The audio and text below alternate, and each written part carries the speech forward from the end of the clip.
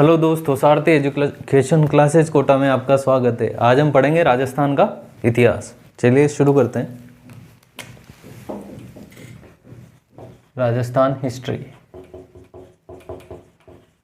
इसके पहले जो हमने मॉडर्न राजस्थान हिस्ट्री है उसके टॉपिक पढ़ लिए थे, जिसमें राजस्थान का एकीकरण थे, किसान जनजातीय आंदोलन थे, इसके अलावा प्रजामंडल आंदोलन थे। ये सब हमने पढ़ लिया है। ठीक है, अब हम पढ़ेंगे मीडिएवल राजस्थान हिस्ट्री। इसमें आएगा मेवाड़, मारवाड़, इन सब का इतिहास। तो आज हम मेवाड़ के इतिहास से बात करते हैं। मेवाड़ का इतिहास।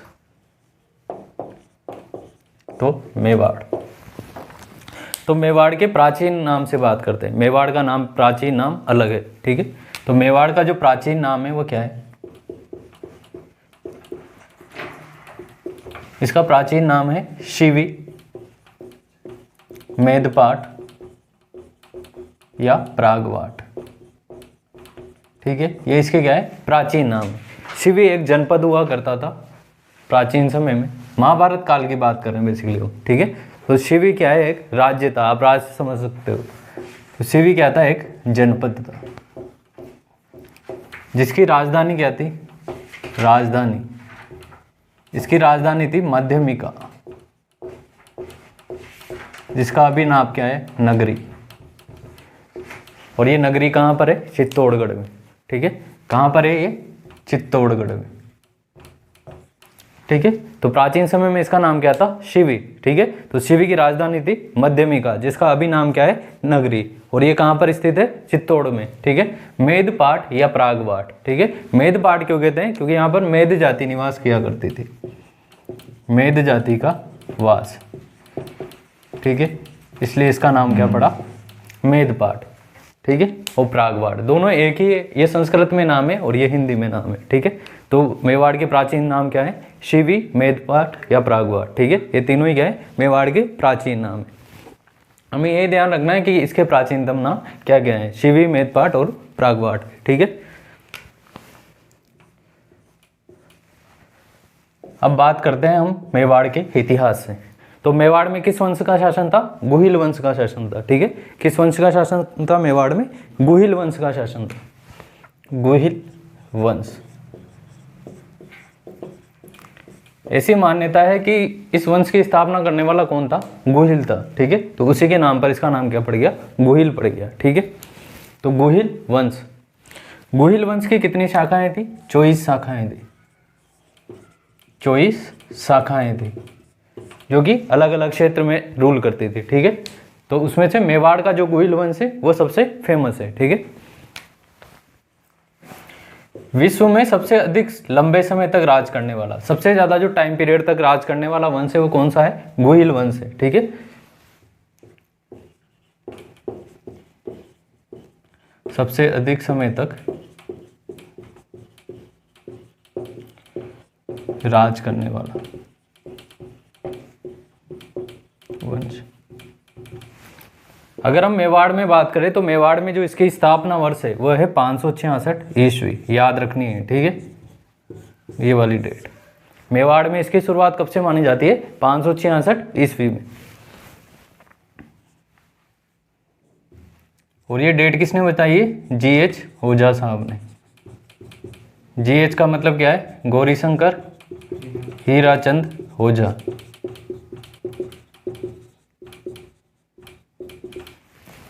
ठीक है, अब गुहिलों के बारे में भी अलग अलग मत है। ठीक है, गुहिलों के बारे में भी अलग अलग मत है। अबुल फजल, जिसने ग्रंथ लिखा आईने अकबरी, ये था अकबर का दरबारी विद्वान। इसने कहा कि जो गुहिल थे वो कहाँ के थे? ईरान के थे। गुहिल कहाँ के थे? ईरान के थे। ठीक है, अब आएगा घोड़ा वाला बाबा, जेम्स टोड। इसने कहा कि ये कहाँ के थे? वल्लभी के थे। वल्लभी गुजरात में एक जगह पड़ती है। ठीक है, कहाँ के थे ये? वल्लभी के थे। इसके अलावा ओझा साहब, ओझा साहब इनको क्या कहते हैं? सूर्यवंशी। सूर्यवंशी। ठीक है, ओझा साहब ने इनको क्या कहा? सूर्यवंशी। और इन्होंने गुहिल वंश की डेट का स्टार्टिंग कब बताया? 566 ईस्वी में बताया। ठीक है, उसके बाद नैणसी, मूणोत नैणसी का नाम पढ़ा है हमने पहले, साहित्यों में नैणसी ख्यात है। राजस्थान की जो पहली ख्यात है वो किसने लिखी? मूनोत नैणसी ने। इसके अलावा इनके द्वारा एक और ग्रंथ लिखा गया जिसका नाम है मारवाड़रा परगनारी विगत, जिसको क्या कहते हैं? मारवाड़ का गजट भी कहते हैं। मारवाड़ की जनसंख्या के बारे में जानकारी देने वाला ग्रंथ है। ठीक है, ये नैणसी साहब इन्हें क्या बताते हैं? ब्राह्मण बताते हैं। ठीक है, क्या बताते हैं इनको? ब्राह्मण बताते हैं। तो ये थी गोइल के बारे में बेसिक सी जानकारी। अब इनकी क्रोनोलॉजी देखेंगे, कौन सा राजा कब आया। ठीक है, जो मेन राजा है केवल वही पढ़ेंगे हम। ठीक है, लिख लो इनको। तो राजस्थान का इतिहास शुरू किया है मेवाड़ से। मेवाड़ के प्राचीन नाम क्या है? शिवी, मेदपाट या प्रागवाड़। शिवी जनपद की राजधानी थी मध्यमिका, जिसका वर्तमान नाम क्या है? नगरी है। ठीक है, और ये कहाँ पर है? चित्तौड़ में। मेवाड़ में किस वंश का शासन था? तो गुहिल वंश का शासन था। 566 ईस्वी में इसकी शुरुआत मानी जाती है और विश्व का सबसे दीर्घकालिक वंश है, यानी कि सबसे ज़्यादा समय तक राज करने वाला वंश है। ठीक है, एक चीज और लिख लेना, मेवाड़ के राजाओं को क्या कहते हैं? हिंदुआ सूरज। हिंदुआ सूरज यानी हिंदू संस्कृति की रक्षा करने का बीड़ा उठाने वाले, हिंदुआ सूरज। जब तक ये रहे तब तक हिंदू संस्कृति का सूरज कभी नहीं डूबा। ठीक है, तो हिंदुआ सूरज। मेवाड़ के शासकों को क्या कहते हैं? हिंदुआ सूरज। चलिए शुरुआत करते हैं बापा रावल से। बापा रावल या कालभोज। ऐसा कहते हैं कि बापा रावल जो है वो एक टाइटल था, वास्तविक नाम क्या था इनका? कालभोज था। ठीक है, वास्तविक नाम क्या था इनका? कालभोज था। ये थे हारित ऋषि के शिष्य। हारित ऋषि के शिष्य। हारित ऋषि की गाय चराया करते थे। ठीक है, हारित ऋषि के शिष्य। और हारित ऋषि कौन से संप्रदाय से बिलोंग करते हैं? लकुलिश संप्रदाय से। ठीक है, कौन से संप्रदाय से? लकुलिश या पाशुपत संप्रदाय से रिलेटेड है। और इन्हीं के आशीर्वाद से 734 ईस्वी में चित्तौड़ के मानमोरी को हराकर, मानमोरी को हराकर चित्तौड़ पर अधिकार कर लेते हैं। ठीक है, कौन से ऋषि के आशीर्वाद से? हारित ऋषि के आशीर्वाद से 734 ईस्वी में चित्तौड़ पर किसका राजा था? जब हमने चित्तौड़ का किला पढ़ा था तब पढ़ा था चित्रांग मौर्य के द्वारा बनाया गया था, तो मौर्यों का शासन था वहां पर। ठीक है, 734 ईस्वी में उस समय शासक कौन था? मानमोरी। मौर्य कह लो या मौर्य कह लो। ठीक है, इसको हराकर चित्तौड़ पर अपना अधिकार कर लेते हैं। ये सन याद रखना है 734। ठीक है ना, तारे चमका लेना 734 ईस्वी पर। तो 734 ईस्वी में चित्तौड़ के मानमोरी को हराकर चित्तौड़ पर अधिकार कर लेते हैं।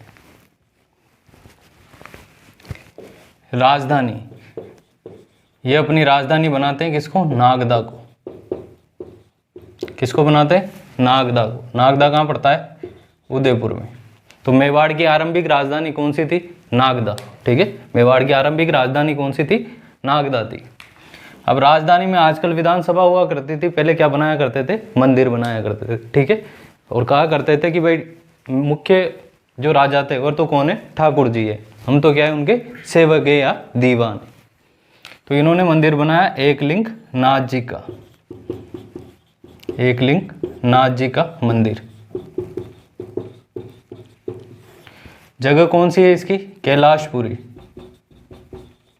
उदयपुर, नागदा के बिल्कुल पास में। ठीक है, तो एकलिंगनाथ जी का मंदिर। एकलिंगनाथ जी किसको कहते हैं? शंकर भगवान को। जब हम मंदिर पढ़ रहे थे तब भी पढ़ा था एकलिंगनाथ जी का मंदिर। कौन से संप्रदाय का है? हारित ऋषि लकुलिश संप्रदाय के। हारित ऋषि के ये शिष्य। तो ये मंदिर कौन से संप्रदाय का है? लकुलिश या पाशुपत संप्रदाय का मंदिर है। ठीक है, लकुलिश या पाशुपत संप्रदाय का ये मंदिर है, पाशुपत संप्रदाय का। बाकी मंदिरों में हमने डिटेल में पढ़ ही लिया एकलिंगनाथ जी का मंदिर। ठीक है, मंदिर बनवा दिया साहब इनके द्वारा। तो मेवाड़ के शासक खुद को क्या कहा करते थे? एकलिंगनाथ जी का दीवान। ठीक है, एकलिंगनाथ जी का दीवान, कि भाई आदेश तो कौन दे रहे हैं, एकलिंगनाथ जी, हम तो उनके आदेश का पालन करने वाले हैं। ठीक है, ये जो शुरुआत हुई है ये इसको कहते हैं राजा का दैवीय सिद्धांत, राजा का दैवीय सिद्धांत। भाई देवता के नाम से तो सारी चीजें चलती है। ठीक है, तो बाद में राजाओं ने, जो बाद के राजा हुए, ऐसा करने वाले सबसे पहले कौन थे, कुषाण थे। ठीक है, कौन थे, कुषाण थे। उन्होंने अपनी मूर्तियां देवताओं के बगल में स्थापित करवाई। ठीक है, देवताओं के बगल में स्थापित कराए, ताकि उनकी सत्ता क्या हो जाए, वैलिडेट हो जाए, कि भाई हम ही आदेश देने वाले हैं, हम ही क्या है, देवता तुल्य। ठीक है, तो एकलिंगनाथ जी का दीवान, मेवाड़ के शासक खुद को क्या कहते थे, एकलिंगनाथ जी का दीवान, एकलिंगनाथ जी का दीवान।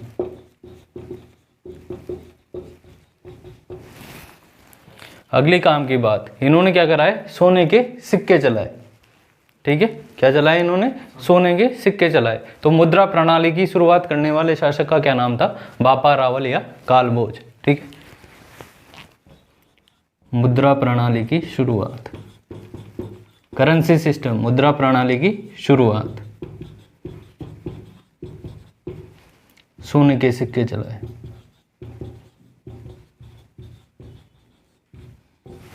इंपॉर्टेंट है। ठीक है, कि मेवाड़ में करेंसी सिस्टम को लागू करने वाले शासक का नाम क्या था, तो क्या था, बापा रावल या कालभोज था। एकलिंगनाथ जी का मंदिर बनाया था। एक बार सारे फैक्ट रिवाइज करते हैं, बापा रावल या कालभोज, वास्तविक नाम क्या था, कालभोज था। ठीक है, हरित ऋषि के ये शिष्य थे। 734 ईस्वी, सन याद रखना है, 734 ईस्वी। 734 ईस्वी में चित्तौड़ के मान मोरी को हराकर चित्तौड़ पर अधिकार कर लेते हैं। ठीक है, फिर बनाते हैं ये नागदा को अपनी राजधानी। नागदा कहाँ पर है, उदयपुर में। वहीं पर पास में कैलाशपुरी में बनाते हैं एकलिंगनाथ जी का मंदिर। खुद को क्या कहते हैं, एकलिंगनाथ जी का दीवान कहते हैं। और क्या चलाते हैं, सोने के सिक्के चलाते हैं। ठीक है, तो करेंसी सिस्टम को लागू करने वाला शासक का क्या नाम था, बापा रावल या कालभोज। देखो, तो बापा रावल या कालभोज हरित ऋषि का ये शिष्य था। 734 ईस्वी में चित्तौड़ में मान मोरी को हराकर चित्तौड़ पर अधिकार कर लेता। नागदा को अपनी राजधानी बनाता है, एकलिंगनाथ जी का मंदिर बनाता है। इसके अलावा मुद्रा प्रणाली की शुरुआत, मेवाड़ में करेंसी सिस्टम, सोने के सिक्के चलाए गए थे इसके द्वारा।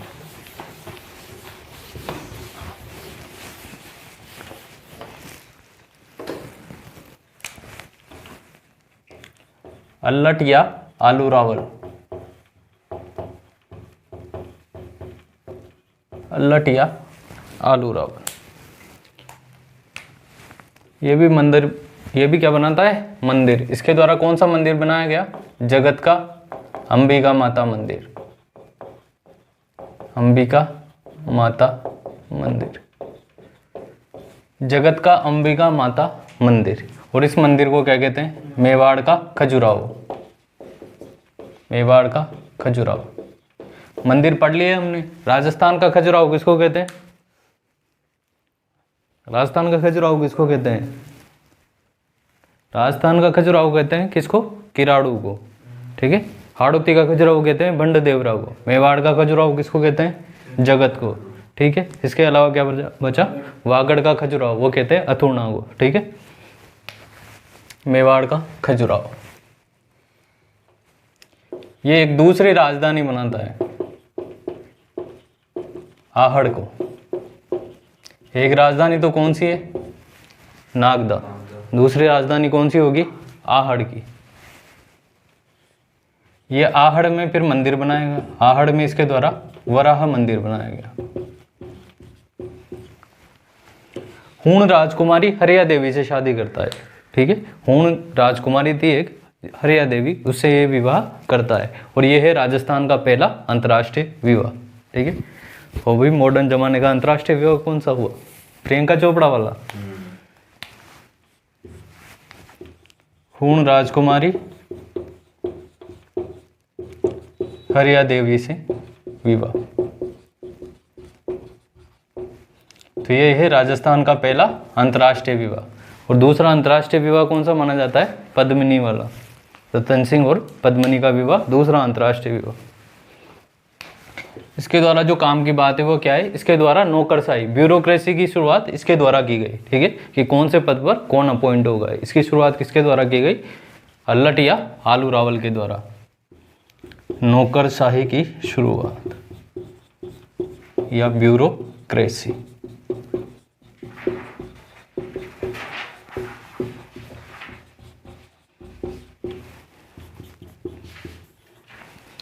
ठीक है, तो अल्लट या आलू रावल, इसके द्वारा काम की बात क्या है, इसके द्वारा जगत का अंबिका माता मंदिर बनाया गया जिसको कहते हैं मेवाड़ का खजुराहो। ठीक है, उसके बाद इसके द्वारा दूसरी राजधानी आहड़ बनाई गई। आहड़ में वराह मंदिर बनाया इसके द्वारा। पूर्ण राजकुमारी हरिया देवी से ये शादी करता है।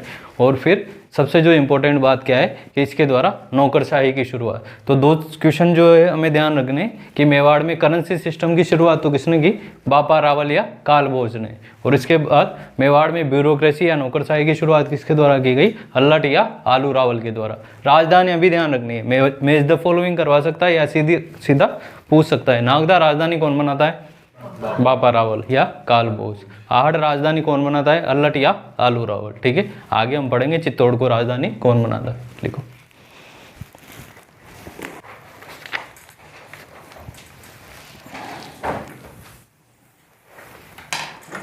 लिख लिया। तो अल्लट या आलू रावल जगत का अंबिका माता मंदिर आहड़ को अपनी राजधानी बनाता है, पूर्ण की हरिया देवी से शादी करता है और मेवाड़ में नौकरशाही की स्थापना इसके द्वारा ही की जाती है, अल्लट या आलू रावल के द्वारा। वो जो बापा रावल लिखा है उसमें एक और लाइन लिख लेना। एक इतिहासकार था सीवी वैद्य, वो बापा रावल की तुलना किससे करता है, चार्ल्स मार्टेल। चार्ल्स मार्टेल से करता है। ये फ्रांसीसी सेनापति होता है जो कि यूरोप में मुसलमानों को हराता है। ठीक है, इसी प्रकार जो बापा रावल है ये भी मुसलमानों को हराता है। ठीक है, अरबों की एक सेना को हराता है ये, इसी कारण इसका नाम पड़ गया चार्ल्स मार्टेल। सीवी वैद्य किसको कहते हैं, बापा रावल को। सीवी वैद्य, हाँ सीवी वैद्य।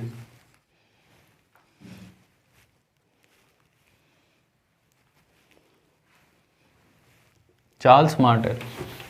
पूछ सकता है कि किस शासक को चार्ल्स मार्टेल की उपाधि से सम्मानित किया गया या दी गई, किसके द्वारा दी गई, सीवी वैद्य के द्वारा दी गई।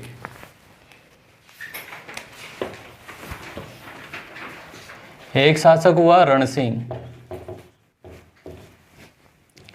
इसके दो पुत्र, एक का नाम है सेम सिंह और दूसरे का नाम है राहब। जो सेम सिंह है इसके द्वारा शुरू की गई रावल शाखा। कौन सी शाखा, रावल शाखा की शुरुआत की गई। राहब के द्वारा स्थापना की गई सिसोदा गांव की। और सिसोदा गांव के निवासियों को क्या कहने लगे, सिसोदिया। सिसोदिया। तो सिसोदिया वंश का वास्तविक संस्थापक कौन है, राहब। ठीक है, आगे हम पढ़ेंगे कि जो प्रथम वास्तविक शासक था वो कौन था, सिसोदिया का। लेकिन नींव किसने डाली थी, राहब ने। ऐसे ही सेम सिंह ने किसकी डाली, रावल शाखा की नींव डाली। ठीक है, जेत्र सिंह 1213 से 1253।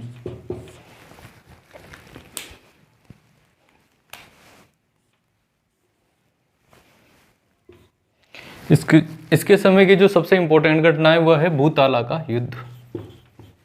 भूताला का युद्ध, ये युद्ध हुआ 1227 में।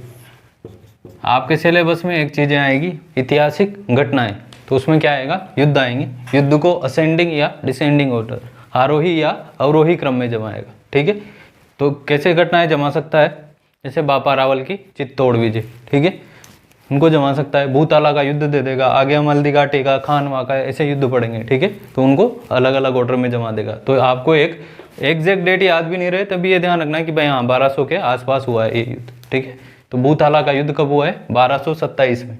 ठीक है, किस किस के बीच में हुआ है ये, जेत्र सिंह वर्सेस दिल्ली में गुलाम वंश का शासक था इल्तुतमिश।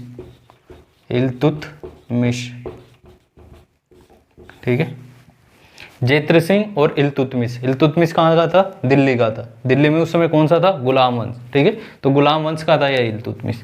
तो इन दोनों के बीच में भूताला का युद्ध होता है जिसमें जैत्र सिंह विजय होता है। ठीक है, कौन जीतता है? जैत्र सिंह जीत जाता है। ये इससे लड़ने के लिए कहाँ पर चल जाता है? भूताला। भूताला जगह पड़ती है उदयपुर में। ठीक है, इल्तुतमिश जब हार जाता है तो वो क्या हो जाता है? फ्रस्ट्रेट हो जाता है। ठीक है, डिप्रेस हो जाता है, फ्रस्ट्रेट हो जाता है। तो वो वापस से जब नागदा से गुजरता है तो नागदा में आग लगा देता है। ठीक है, नागदा को लूट लेता है। तो इससे नागदा क्या हो जाती है? पूरी छिन्न भिन्न। राजधानी कौन सी अभी? नागदा। ठीक है, राजधानी बाबा रावल के द्वारा कौन सी बनाई गई थी? नागदा। आहड़ किसके द्वारा बनाई गई थी? अल्लट या आलू रावल के द्वारा, लेकिन वो सेकंड कैपिटल थी। पहली कैपिटल कौन है अभी भी? नागदा। इल्तुतमिश क्या कर लेता है? नागदा को लूट लेता है, लूट लेता है। अब लूट लेता है, नागदा खत्म। ठीक है, नई राजधानी बनानी पड़ेगी, तो नई राजधानी बनती है। अब नई राजधानी क्या बनती है? चित्तौड़। सीधा प्रश्न आएगा कि चित्तौड़ को राजधानी बनाने वाले शासक का क्या नाम है? तो क्या नाम है? जैत्र सिंह। भूताला का युद्ध कब हुआ? 1227 में। किस किस के बीच में हुआ? जैत्र सिंह और इल्तुतमिश के बीच। इल्तुतमिश दिल्ली का शासक था। ठीक है, इस युद्ध की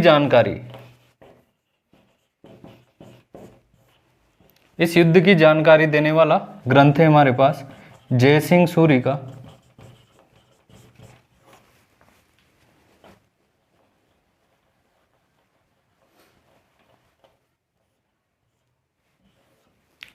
जैत्र सिंह। भूताला का युद्ध हुआ 1227 में जैत्र सिंह और इल्तुतमिश के बीच। ठीक है, जय सिंह सूरी, ये लिखो। ठीक है, ये इंपॉर्टेंट कर लेना कि चित्तौड़ क्या है? राजधानी है। नागदा को लूट लेता है तो चित्तौड़ क्या बन जाती है? राजधानी। जैत्र सिंह के बारे में ओझा जी कहते हैं कि ये उस समय का सबसे प्रतापी शासक था जिसकी प्रशंसा विरोधियों के द्वारा भी की गई। विरोधी कौन? इल्तुतमिश। ये कौन से वंश का शासक था? गुलाम वंश का। ठीक है, तो ओझा जी इसकी तारीफ करते हुए कहते हैं कि ये ऐसा शासक था जिसकी जो प्रशंसा है वो विरोधियों के द्वारा भी की गई है। ठीक है, वो लिख लिया चार्ल्स मार्टेल। सीवी वैद्य ने चार्ल्स मार्टेल किसको कहा? बापा रावल या कालभोज।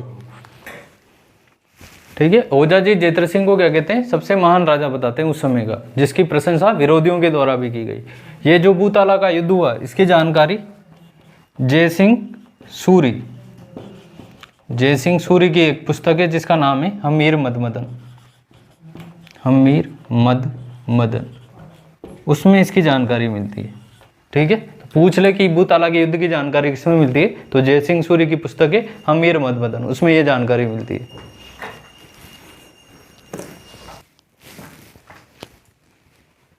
ठीक है, ये जैत्र सिंह रावल शाखा का है। कौन सी शाखा का है? रावल शाखा का है। तो रण सिंह के दो बेटे सेम सिंह और राहब सिसोदा गांव बसाता है जिसके वासी क्या कहलाता है? सिसोदिया कहलाता है। और जो सेम सिंह है ये रावल शाखा की शुरुआत करता है। जैत्र सिंह आता है आगे का राजा। भूताला का युद्ध होता है दिल्ली के शासक इल्तुतमिश और जैत्र सिंह के मध्य, जिसमें जैत्र सिंह विजय होता है। इल्तुतमिश डिप्रेस होकर नागदा को लूट लेता है तो राजधानी बनाई जाती है चित्तौड़। चित्तौड़ राजधानी बनाने वाला शासक कौन था? जैत्र सिंह था। ठीक है, भूताला के युद्ध की जानकारी कब हुआ? भूताला का युद्ध 1227 में। इस युद्ध की जानकारी किसके द्वारा मिलती है? जय सिंह सूरी की पुस्तक हमीर मद मदन के द्वारा। इधर लिख लेना थोड़ा सा, क्या पढ़ लिया? जैत्र सिंह। ठीक है,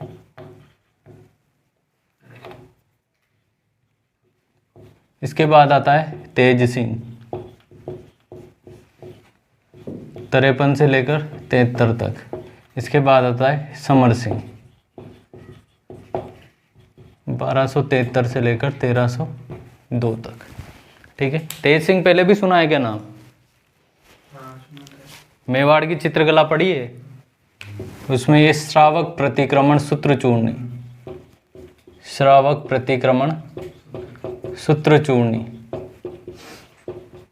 इस ग्रंथ की चित्रांकन हुआ है तेज सिंह के समय। तो मेवाड़ चित्रकला की शुरुआत मानी जाती है तेज सिंह के समय में।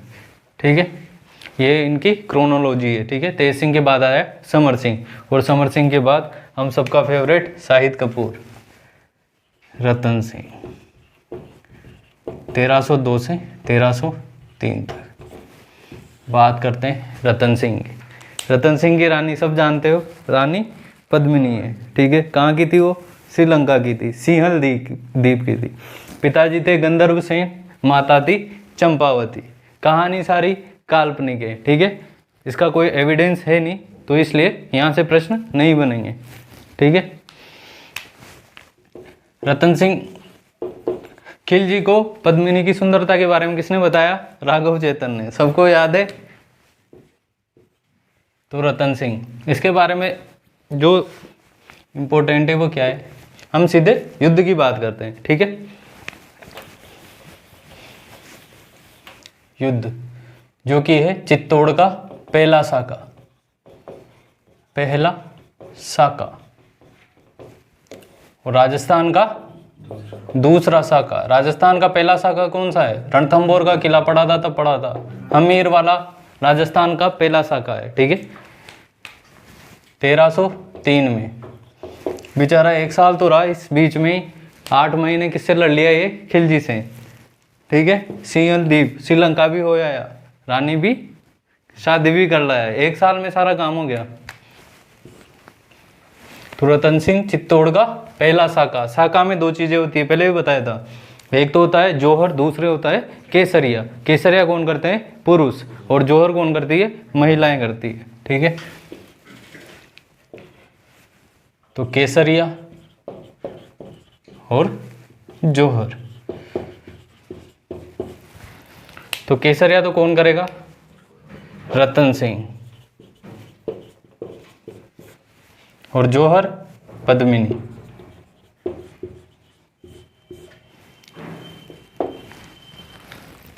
ठीक है। केसरिया, रतन सिंह और जौहर पद्मिनी। वास्तव में जो खिलजी के आक्रमण करने का जो कारण है वो क्या है? यह है चित्तौड़। इधर पड़ता है मालवा और इधर पड़ता है गुजरात। गुजरात पर क्या है? पोर्ट की सुविधा है, ठीक है। मालवा कृषि की दृष्टि से संपन्न, ऊपर पड़ता है दिल्ली, और ये है साउथ। तो चित्तौड़ का क्या है? सामरिक महत्व भी है और व्यापारिक महत्व भी है। इस पर कब्जा करते हैं आप, गुजरात पे और मालवा पे कंट्रोल कर सकते हो, ठीक है। साउथ भी जा सकते हो। इसके अलावा एक बार इसकी प्रतिष्ठा पे भी प्रश्न आ गया था, ठीक है। किसकी? खिलजी की प्रतिष्ठा पे, क्योंकि इधर जा रहा था ये गुजरात, बीच में पड़ा चित्तौड़। चित्तौड़ का राजा था उस समय समर सिंह। उसने उससे क्या मांग लिया था? टैक्स मांग लिया था। वो कहे कि अपन है दिल्ली के राजा, कि होगा तो घर पे होगा, टैक्स तो देना पड़ेगा। तो उसको अखर गई। तो फिर बाद में एक ये कारण भी आता है चित्तौड़ पर आक्रमण का, ठीक है। अब हम लिखेंगे कि इस युद्ध का जो है प्रत्यक्ष वर्णन किसके द्वारा किया गया, ठीक है। इस युद्ध का जो प्रत्यक्ष वर्णन है, खिलजी के साथ में एक लेखक आता है जिसका नाम है अमीर खुसरो। अमीर खुसरो, इसकी किताब है, इंपॉर्टेंट है, याद रखनी है, ठीक है। खजाइन उल फुतू। कहानी याद रहे नहीं रहे, किताब का नाम याद होना चाहिए, ठीक है। अमीर खुसरो की पुस्तक खजाइन उल फुतू। ऐसे कहते हैं कि जो है भारत में सबसे पहले सांप्रदायिक इतिहास लेखन की नींव डालने वाला लेखक कौन था? अमीर खुसरो, तो ठीक है, जिसके द्वारा सांप्रदायिक चीजें लिखी गई। सबसे ज्यादा सांप्रदायिक चीजों की शुरुआत करने वाला कौन था? अमीर खुसरो था। किताब खजाइन उल फुतू, ठीक है। राजस्थान का दूसरा शाखा और चित्तौड़ का पहला शाखा।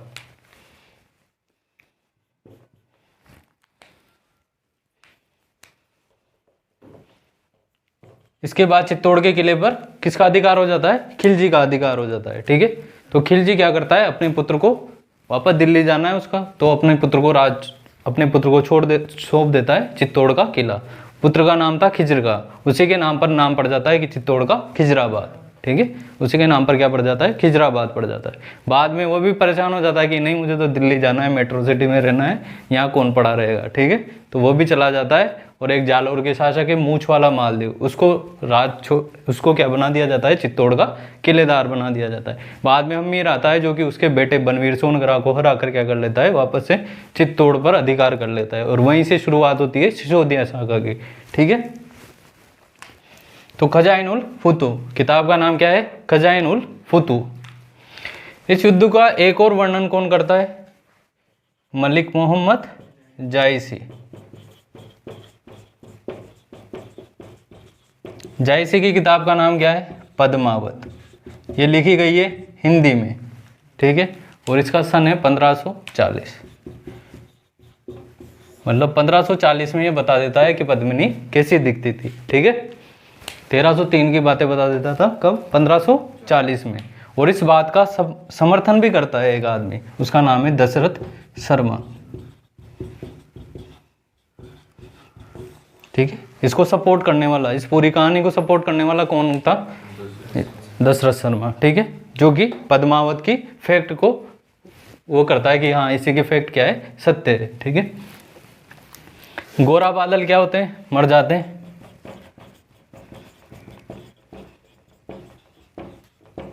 युद्ध में लड़ते हुए मर जाते हैं। गोरा किसका भाई था, पद्मिनी का, ठीक है, गोरा किसका भाई था, पद्मिनी का। ये कौन थे, चाचा भतीजा। मलिक मोहम्मद जायसी का पद्मावत हो गया, अमीर खुसरो की खजाइनुल फुतू होगी, ठीक है। इनके ऊपर भी एक पुस्तक लिखी गई हेमरत्न सूरी के द्वारा, इसका नाम है गोरा बादलरी चौपाई, गोरा बादलरी चौपाई, ठीक है। और जो ये रतन सिंह है, ये क्या है, रावल जो शाखा पढ़ी हमने, जो कि सेम सिंह के द्वारा शुरू की गई, उसका अंतिम शासक था, ठीक है। रावल शाखा का अंतिम शासक कौन था, रावल रतन सिंह। रावल शाखा का अंतिम शासक, रावल शाखा का अंतिम शासक, ठीक है। इतना लिखो, फिर अभी इसमें थोड़ा और बचा हुआ है। तो रावल शाखा का अंतिम शासक कौन था, रतन सिंह, ठीक है। इस युद्ध की जानकारी अमीर खुसरो का कौन सा ग्रंथ था, खजाइनुल फुतू। मलिक मोहम्मद जायसी का पद्मावत भी इसके बारे में जानकारी देता है। इसके अलावा हेमरत्न सूरी की पुस्तक है गोरा बादलरी चौपाई, उसके बारे में भी, वो भी इसके बारे में जानकारी देता है। ये पद्मिनी की कैरेक्टर की पूरी जो पद्मावत में, इसको सपोर्ट करने वाला लेखक कौन था, दशरथ शर्मा।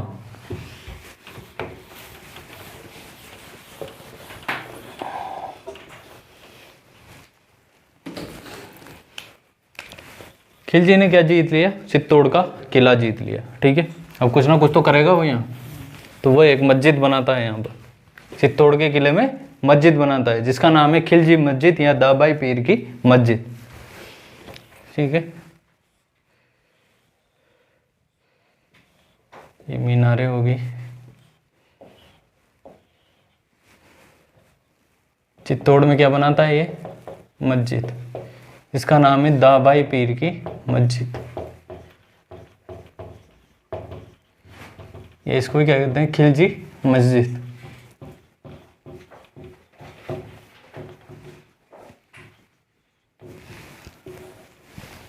ठीक है। अब इस पे यहाँ पे क्या लगा हुआ है, लेख लगा हुआ है। तो लेख में क्या क्या बातें हैं, लेख में क्या क्या बातें हैं वो देखो। सबसे पहले तो ये जो चित्तौड़ का किला है, इसको किसको सौंप देता है, अपने पुत्र खिजरगाह को सौंप देता है। वो चित्तौड़ के किले का नाम क्या कर देता है, खिजराबाद कर देता है। चित्तौड़ का नाम खिजराबाद।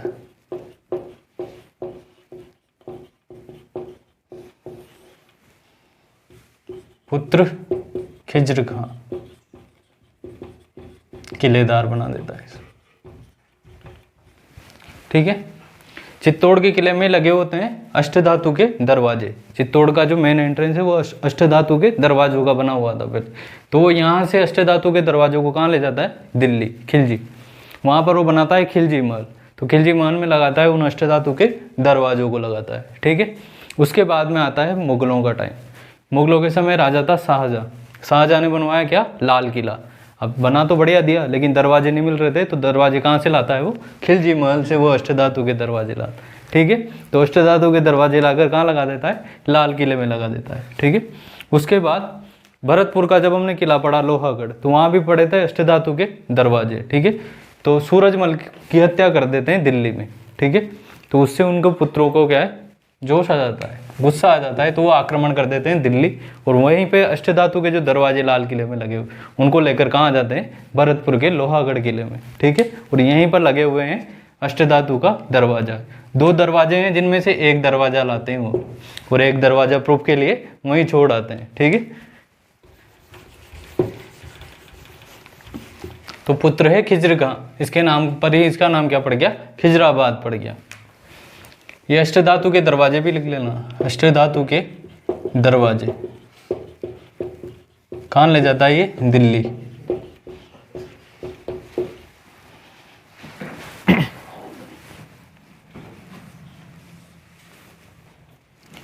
ये सब पूछेगा कि खिजराबाद है कहाँ पर लिखा हुआ है, तो बता देना कि भाई दाबाई पीर की मस्जिद पे लिखा हुआ है। ये सब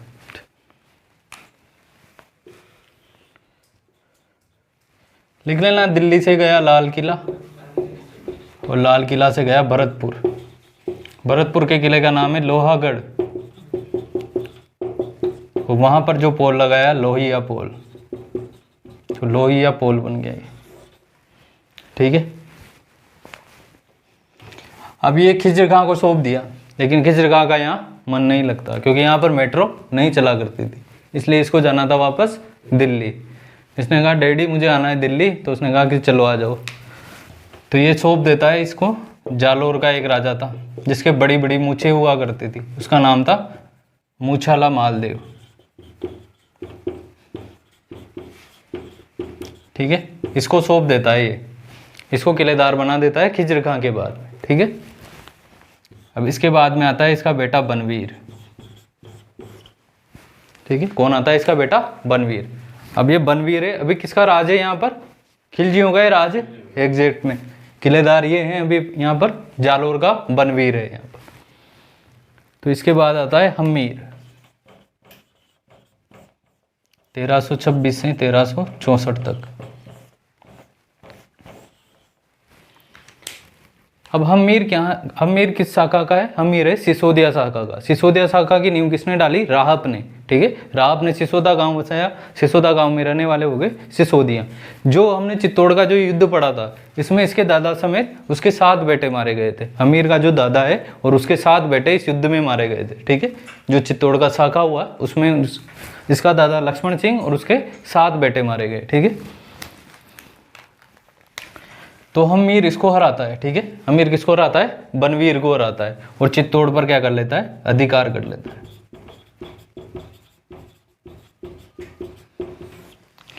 अब चित्तौड़ पर अधिकार कर लिया, वापस में किसका राज हो गया? गोहिलों का, ठीक है। वापस में किसका राज हो गया? गोहिलों का राज हो गया। इसलिए अमीर को क्या कहा जाता है? मेवाड़ का उद्धारक कहा जाता है, ठीक है। इसलिए अमीर को क्या कहा जाता है? मेवाड़ का उद्धारक कहा जाता है। मेवाड़ का उद्धारक कहा जाता है, ठीक है। आगे बात देख लेते हैं। इसको कहते हैं मेवाड़ का उद्धारक कहते हैं। अब यहीं से शुरुआत होती है सिसोदिया शाखा की, ठीक है। तो पहला सिसोदिया कौन बना? शासक हम्मीर बना, ठीक है। पहला सिसोदिया शासक कौन बना? हम्मीर बना। इसके पहले जो उपाधि टाइटल चलता था वो था रावल। यहाँ से टाइटल स्टार्ट हुआ राणा या महाराणा, ठीक है। यहाँ से टाइटल शुरू हुआ राणा या महाराणा का टाइटल। तो सबसे पहले किसको मिला? हम्मीर को मिला। ये यहाँ पर एक देवी की मूर्ति, देवी का मंदिर बनाता है जिसका नाम है अन्नपूर्णा माता या बरवड़ी माता, जो कि क्या है? गोहिलों की इष्ट देवी, ठीक है। जो क्या है? गोहिलों की इष्ट देवी। गोहिलों की कुल देवी कौन है? गोहिलों की कुल देवी का नाम है बाण माता। और कुल देवता कौन हो? एकलिंग नाथ जी, ठीक है। कुल देवता कौन होंगे? एकलिंग नाथ जी। अब कुंभा बड़ी इंस्पायर होता है इनसे, ठीक है। हम्मीर से बड़ा इंस्पायर होता है कुंभा। तो वो इनको कहता है विषमघाटी पंचानन, कि इनके सामने इतनी विपरीत परिस्थितियां थी फिर भी ये किसके समान, शेर के समान खड़े हुए थे, इसलिए इनका नाम पड़ गया। इनको क्या कहते हैं, कुंभा विषमघाटी पंचानन। इसके अलावा वीर राजा भी इनको कहते हैं। ठीक है, तो ये है हमीर के बारे में, अभी लिखेंगे तो ये लिख लो आप। ठीक है, तो ये सब कहाँ वर्णन हुआ है इनका, खिजराबाद का, अष्टधातु के दरवाजों का, दाबाई पीर की मस्जिद में जो लेख लगा हुआ है उस पर लिखा हुआ है। ठीक है, खिजरगाह के बाद किला किसको सौंप दिया गया, मूछाला मालदेव को। ठीक है, मालदेव के बाद उसका पुत्र आया बनवीर, तो बनवीर को हराकर हमीर चित्तौड़ पर अधिकार कर लेता है, इसलिए हमीर को नाम क्या पड़ा, मेवाड़ का उद्धारक नाम पड़ा, हमीर, राणा हमीर। 1326 से 1364 तक। गुहिल वंश की सिसोदिया शाखा का प्रारंभ।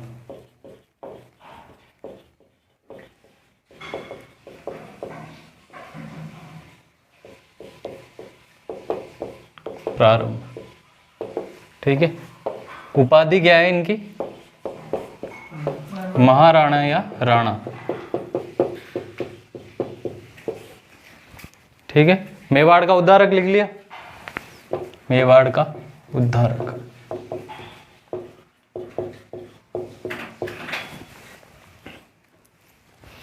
ये यहां पर अन्नपूर्णा माता, या जिनका नाम है बरवड़ी माता की मूर्ति लगवाता है। ठीक है, अन्नपूर्णा माता या बरवड़ी माता, ये क्या है इनकी इष्ट देवी। कुल देवी की पूछ ले तो कुल देवी है इनकी बाण माता, बाण माता। ठीक है, कुल देवता कौन से हैं, एक लिंग जी कुल देवता है। ठीक है, उसके बाद क्वेश्चन यहां से बनेगा, कुंभलगढ़ प्रशस्ति। कुंभलगढ़ में जो प्रशस्ति लगी हुई है वो है कुंभलगढ़ प्रशस्ति। कुंभलगढ़ प्रशस्ति में इन्हें हमीर को क्या कहा गया है, विषमघाटी पंचानन। ठीक है, या तो क्वेश्चन बनेगा कि किसको विषमघाटी पंचानन उपाधि दी गई, तो किसको दी गई, हमीर को दी गई। किसमें दी गई, कुंभलगढ़ प्रशस्ति में दी गई, या किसके द्वारा दी गई, तो कुंभा के द्वारा। ठीक है, कुंभा द्वारा। ठीक है, तो तीनों तरह से प्रश्न बन सकता है, या सीधा पूछ सकता है कि मेवाड़ का उद्धारक किसे कहते हैं, तो राणा हमीर को। सिसोदिया शाखा की शुरुआत किसके समय हुई, हमीर के समय हुई। ठीक है, महाराणा या राणा टाइटल। ठीक है, इसके अलावा कुंभा के द्वारा एक ग्रंथ है रसिक प्रिया, रसिक प्रिया, उसमें ये हमीर को कहता है वीर राजा, वीर राजा, वो विषमघाटी पंचानन। दोनों ही चीजें ध्यान रखनी है। ठीक है, दोनों ही टाइटल किसके द्वारा दिए गए, कुंभा के द्वारा दिए गए। उसके बाद एक और युद्ध होता है सिंगोली का युद्ध, सिंगोली का युद्ध। ज्यादा ध्यान नहीं रखना, सिंगोली का युद्ध काम का नहीं है। ठीक है, इसमें हमीर किसको हराता है, मोहम्मद बिन तुगलक को, मोहम्मद बिन तुगलक को हराता है।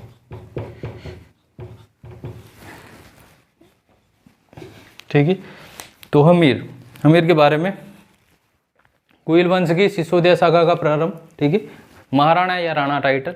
ठीक है, मेवाड़ का उद्धारक, विषमघाटी पंचानन और वीर राजा को किसके द्वारा कहा गया है, कुंभा के द्वारा कहा गया है। विषमघाटी पंचानन किसमें कहता है, कुंभलगढ़ प्रशस्ति में कहता है। वीर राजा किसमें कहता है, रसिक प्रिया नामक ग्रंथ में कहता है। ठीक है, बाण माता इनकी कुल देवी है, कुल देवता है एकलिंग जी। ठीक है, कुल देवता कौन है, एकलिंग जी।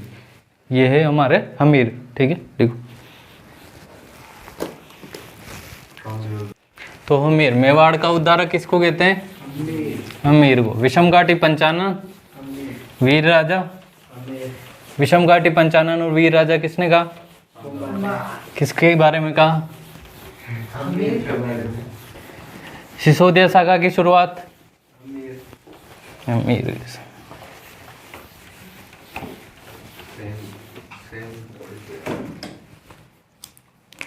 लाखा, राणा लाखा।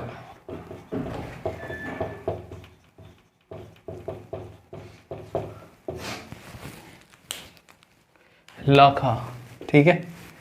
वास्तविक नाम था इनका लक्ष्य सिंह। क्या नाम था? वास्तविक नाम क्या था? लक्ष्य सिंह।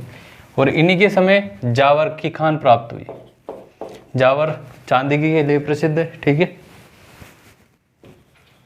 जावर की खान मिली, जावर की खान मिली, इसीलिए इनको मिल गया माला माल, लखपति हो गए। इसी कारण इनका नाम राणा लाखा रख दिया गया, ठीक है। जब हम पिछोला झील पढ़ रहे थे तब भी आया था राणा लाखा, कि किसी बंजारे ने पिछोला झील का निर्माण किसके समय कराया? राणा लाखा के समय कराया। बंजारे द्वारा पिछोला झील का निर्माण।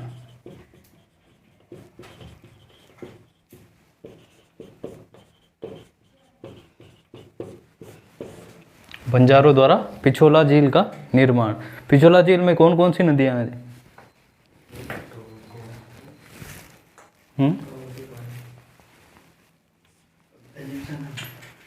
अजीब सा नाम क्या है? पढ़ते लिखते नहीं हो यार। सीसारमा और बूजड़ा, ठीक है। तो पिछोला झील का निर्माण कराया। ये है मेवाड़, ये है मारवाड़। मेवाड़ में राजा था लाखा, लाखा का बेटा था चूड़ा, ठीक है। मारवाड़ में था चूड़ा, इसकी बेटी थी हंसाबाई, हंसाबाई। और हंसाबाई का भाई था रणमल। हंसाबाई का भाई कौन था? रणमल था, ठीक है। पहले हंसाबाई की शादी फिक्स हुई चूड़ा के साथ। किसके साथ फिक्स हुई? चूड़ा के साथ। लेकिन देखने गए लाखा जी मोहित हो गए, ठीक है। लाखा जी क्या हो गए? मोहित हो गए। अब डैडी परेशान कि ये तो जाएगी चूड़ा के, तो बड़े दिनों से उदास थे लाखा जी। चूड़ा ने देख लिया कि पिताजी बड़े दिनों से उदास है, मन की बात जान ली और छोड़ दिया कि पिताजी आपकी शादी किससे होगी? हंसाबाई से ही होगी, ठीक है। किस शर्त पे ये शादी हुई? भाई लाखा बूढ़ा आदमी से हंसाबाई क्यों शादी करेगी, ठीक है। तो शर्त क्या थी कि जो हंसाबाई का जो बेटा होगा वही क्या बनेगा? राजा बनेगा, ठीक है। हंसाबाई का जो बेटा होगा वही क्या बनेगा? राजा बनेगा। अब चूड़ा फ्री, तो चूड़ा ने क्या ले ली? भीष्म प्रतिज्ञा कि भाई राजा कौन बनेगा? हंसाबाई का बेटा। मैं क्या बनूंगा? उसका संरक्षक, गार्जियन बनूंगा, ठीक है। तो मेवाड़ का भीष्म किसको कहते हैं? चूड़ा को कहते हैं, ठीक है। मेवाड़ का भीष्म किसको कहते हैं? चूड़ा को कहते हैं। अब लाखा ने देखा कि चूड़ा ने बड़ा बलिदान कर दिया है, तो चूड़ा को कुछ क्या देंगे? वो फैसिलिटी देंगे कुछ। तो फैसिलिटी क्या है कि मेवाड़ में है 16 ठिकाने। चूड़ा को दी गई क्या लिखे? फैसिलिटी,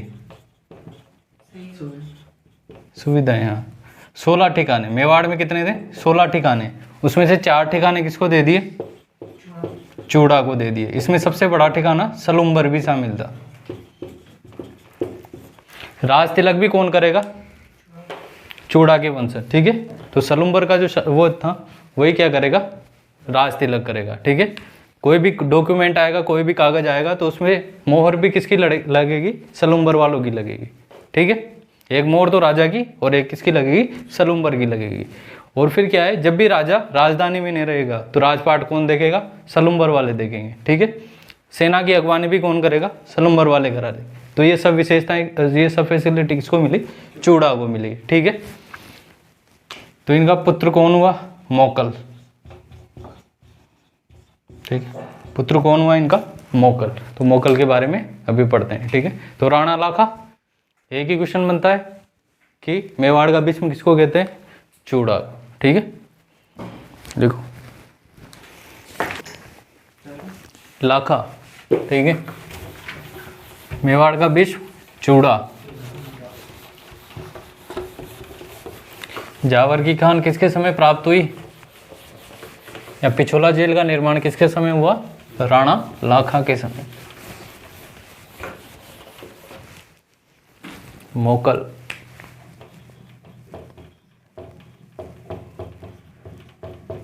1433 के बीच में। मोकल की मम्मी कौन थी? हंसाबाई। संरक्षक कौन है? चूड़ा। ठीक है। हंसाबाई टेढ़ी टेढ़ी देखती थी चूड़ा को, उसको इस पर विश्वास नहीं था, चूड़ा पर। ठीक है, चूड़ा पर विश्वास नहीं था। चूड़ा ने देख लिया कि मामला गड़बड़ है, तो चूड़ा यहाँ से खिसक लेता है। ठीक है, चूड़ा कहाँ चल जाता है? मालवा। मालवा कह दो या मांडू कह दो, वहाँ होसंग शाह के पास चला जाता है।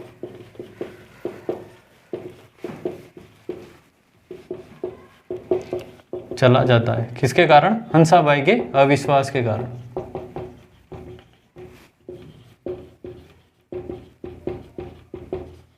हंसाबाई के अविश्वास के कारण कहाँ चला जाता है? मालवा चला जाता है। ठीक है, अब संरक्षक चाहिए, तो संरक्षक किसको बनाया जाता है? रणमल को। रणमल कहाँ का है? मारवाड़ का। ठीक है, तो संरक्षक कौन बन गया? अब रणमल बन गया। तो मोकल के बारे में 2-3 काम की बातें देखते हैं। सबसे पहले तो जो एकलिंग जी के मंदिर का है, उसका परकोटा बनाया गया इसके द्वारा। मंदिर तो किसके द्वारा बनाया गया? बापा रावल के द्वारा। और परकोटा कौन बनाता है? मोकल बनाता है। ठीक है, मोकल के द्वारा एक और मंदिर बनाया जाता है, इसका नाम है समिद्धेश्वर मंदिर। समिद्धेश्वर मंदिर। ये मंदिर तो पहले से रहता है, इसका क्या कराता है? दोबारा रिकंस्ट्रक्शन कराता है। ठीक है, समिद्धेश्वर मंदिर का पुनर्निर्माण। अभी जो ये समिद्धेश्वर मंदिर है, ये पहले भी मंदिर ही था, लेकिन इसका नाम अलग था। ये समिद्धेश्वर मंदिर क्या था? भोज परमार द्वारा निर्मित त्रिभुवन नारायण का मंदिर। त्रिभुवन नारायण का मंदिर। जब हम मेवाड़ की चित्रकला पढ़ रहे थे तब भी आया था मोकल। कौन सा ग्रंथ चित्रित कराया गया था इसके समय? सुपार्श्वनाथ चरित्र नामक ग्रंथ चित्रित कराया गया था। ठीक है, मेवाड़ की चित्रकला का शुभारंभ किसके समय होता है? तेज सिंह के समय। कौन सा ग्रंथ चित्रित कराया गया? सुपार्श्वनाथ श्रावक प्रतिक्रमण सूत्रचूर्णी। और मोकल के समय सुपार्श्वनाथ चरित्रम नामक ग्रंथ का चित्रण कराया गया। ठीक है, बाद में 2 आते हैं, चाचा और मेरा। अलग अलग नाम है ये, मेरा चाचा। ठीक है, चाचा और मेरा। एक और पार्टी आती है,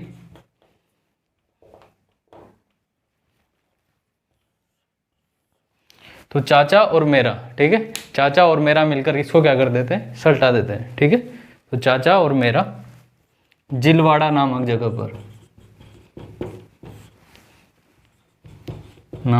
पर मोकल की हत्या।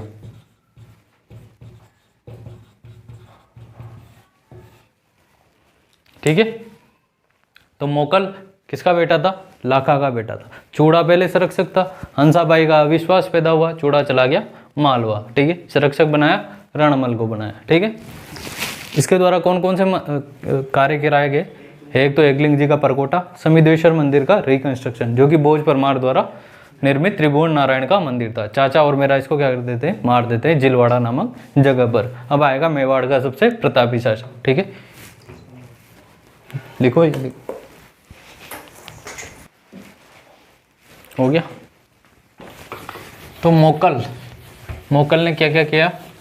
एक तो एकलिंग जी का परकोटा बनाया। ठीक है, समिद्धेश्वर मंदिर का रिकंस्ट्रक्शन कराया, जिसका नाम था भोज परमार द्वारा त्रिभुवन नारायण का मंदिर था। जो चाचा और मेरा महबा परमार के साथ जिलवाड़ा नामक स्थान पर इसको मार देते। अब आएगा बाहुबली, अमरेंद्र बाहुबली।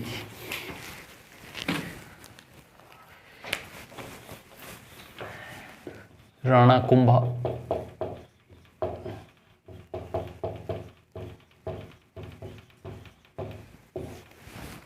राणा कुंभा। कुंभा के पिताजी का नाम क्या था? मोकल। पिताजी सल्टा दिए गए, अब बाप का, दादा का, सबका बदला कौन लेगा? कुंभा। अभी इसका संरक्षक कौन है? रणमल। ठीक है, तो ये रणमल की सहायता से अपने पिता की हत्यारों का बदला लेता है। ठीक है, रणमल की सहायता से अपने पिता के हत्यारों का ये क्या लेता है, बदला लेता है, उनको मार देता है कुंभा। माता का नाम था सौभाग्यवती परमार, सौभाग्यवती परमार। ठीक है, अब जो ये रणमल है, ठीक है, रणमल है, ये राघव देव, चूड़ा का भाई है राघव देव,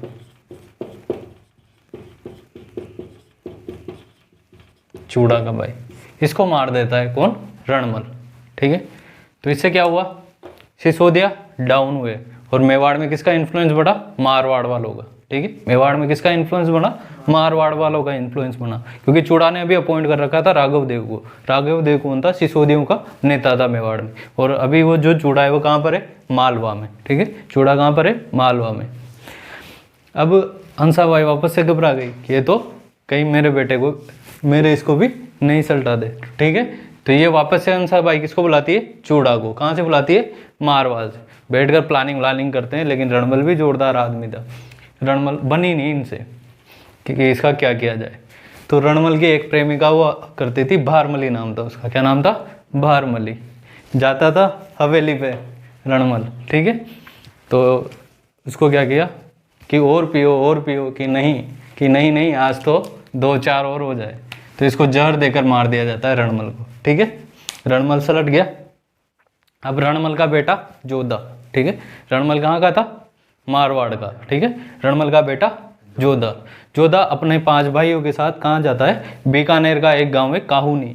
कहाँ है, काहुनी। तो काहुनी में क्या ले लेता है वो, शरण ले लेता है। कुंभा अटैक करता है तो मंडोर जीत लेता है। किसको जीत लेता है, मंडोर जीत लेता है। बाद में एक संधि होती है कि अपन तो एक ही परिवार के, अपन तो क्या है रिलेशन में, तो एक संधि हो जाती है, उसको कहते हैं आवल बावल की संधि। 1453 में वो आवल बावल की संधि होती है।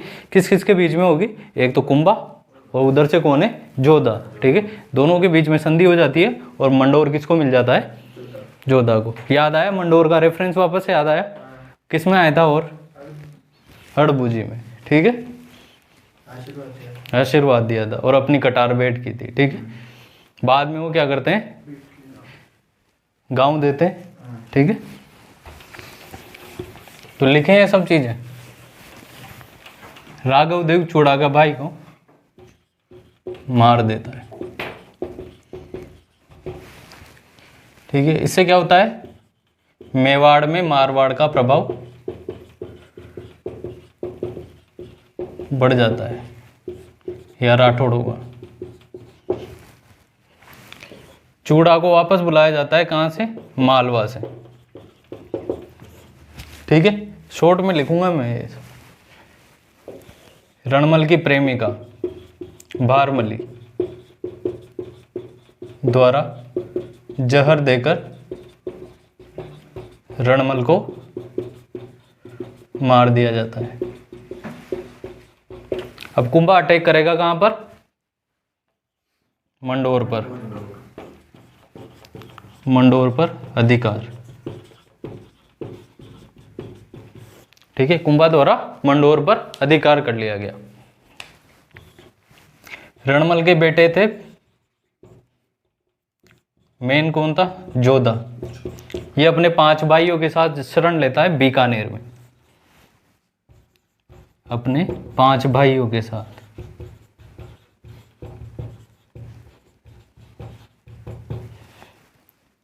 बीकानेर में एक गांव पड़ता है काहुनी गांव, ध्यान रख लेना। ठीक है, काहुनी गांव में शरण लेता है, काहुनी गांव। ठीक है, जोधा मंडोर पे आ गया तो जोधा खिसक लिया वहां से। ठीक है, कुंभा आते ही जोधा खिसक लिया अपने 5 भाइयों के साथ। कहां पर चल जाता है, बीकानेर के काहुनी गांव में। आगे हम देखते हैं कि बीकानेर में भी किसका राज है, राठौड़ों का ही राज है। ठीक है, बीकानेर में भी किसका ही राज है, राठौड़ों का ही राज है। तो मंडोर पर अधिकार कर लिया, बाद में इनमें मांडवाली हो जाती है। ठीक है, बाद में क्या हो जाती है, मांडवाली हो जाती है। और एक संधि होती है आवल बावल की संधि, आवल बावल की संधि। संधि होती है 1453 में। ठीक है, याद रखनी है, वही ऐतिहासिक घटनाएं, कालक्रम कैसे भी पूछ ले। तो 1453 ध्यान रखना है, ठीक है। इसके अलावा किन किन के बीच में हुआ ये भी ध्यान रखना है। किन किन के बीच में हुई ये? जोधा और कुंभा के बीच में, और मंडोर वापस दे दिया गया।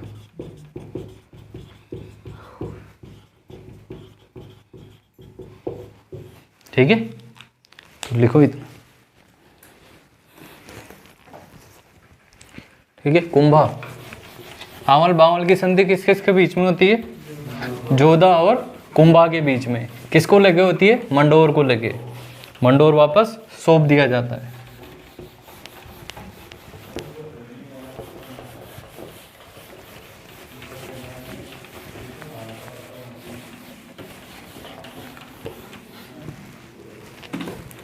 अगला युद्ध पढ़ते हैं, सारंगपुर का युद्ध। सारंगपुर का युद्ध 1437।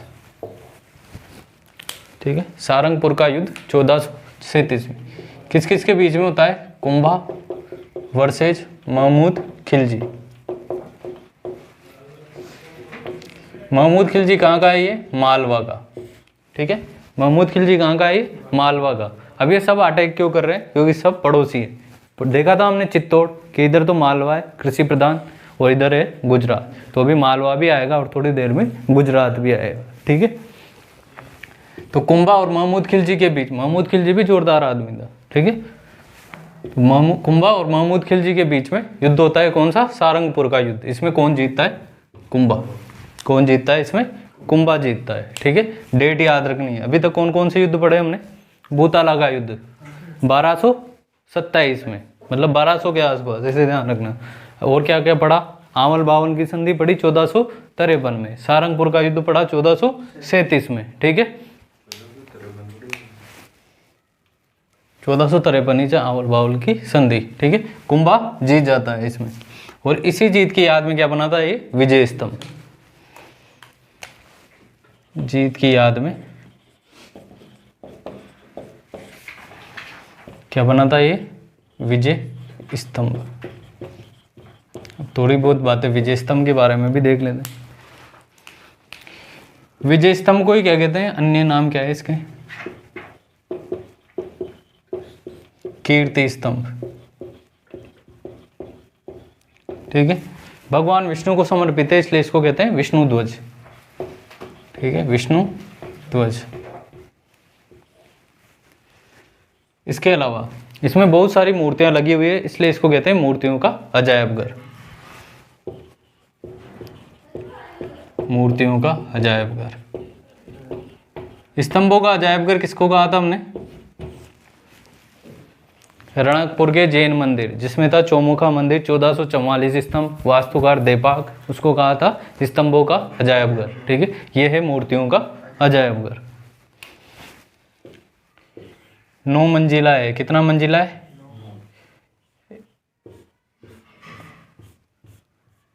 9 मंजिला है। ठीक है, 9 मंजिला है। 122 फुट ऊंचा है और 30 फीट चौड़ा है। ठीक है, 30 फुट क्या है? चौड़ा है। निर्माण, इसका निर्माण किसके द्वारा कराया गया? निर्माण, इसका जो वास्तुकार था उसका नाम था जेता। क्या नाम था? जेता। और उसके पुत्र थे नापा, पोमा, ये इसके नाम थे। ठीक है, मेन कौन था? जेता। ठीक है, तो निर्माण या वास्तुकार कौन था? जेता। अब निर्माण कराया गया है तो कुछ प्रशस्ति भी रहेगी। ठीक है, तो प्रशस्ति का क्या नाम रहेगा? कीर्ति स्तंभ प्रशस्ति। कीर्ति स्तंभ प्रशस्ति का जो लेखक था वो उसका नाम है कवि अत्रि। कौन है? कवि अत्रि। बाद में बीच में पूरे हो जाते हैं तो इनके पुत्र के द्वारा पूरी की जाती है। ठीक है, कवि महेश के द्वारा।